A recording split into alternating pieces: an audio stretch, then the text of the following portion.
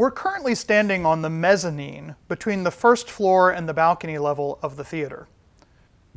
One of the more puzzling finds in the theater were these labels located here behind me. We knew what the labels stood for pretty early on. You can see that in some of these abbreviations, the names of early movie studios. So for example, I have here Monograph, Fox, Universal, Paramount, Columbia. We also knew that this space was a closet, as demarcated by the lines here on the floor indicating where the walls used to be. At first glance, we thought maybe this was for the storage of the actual reels of film that would be coming from the movie studios. Unfortunately, we also know from our research that the daily rental fees were so exorbitant that most theaters couldn't afford to show a film and then store it in a closet like this for any period of time before sending it back to the movie studios.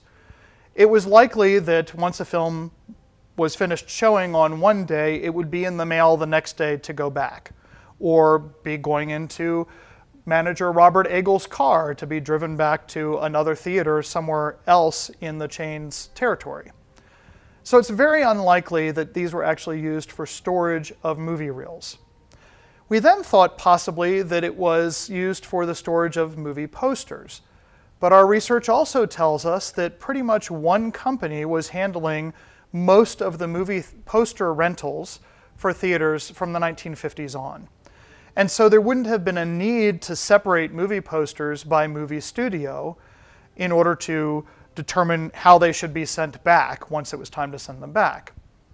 So that leaves us with a little bit of mystery as to why these labels are here in this closet and what they represented.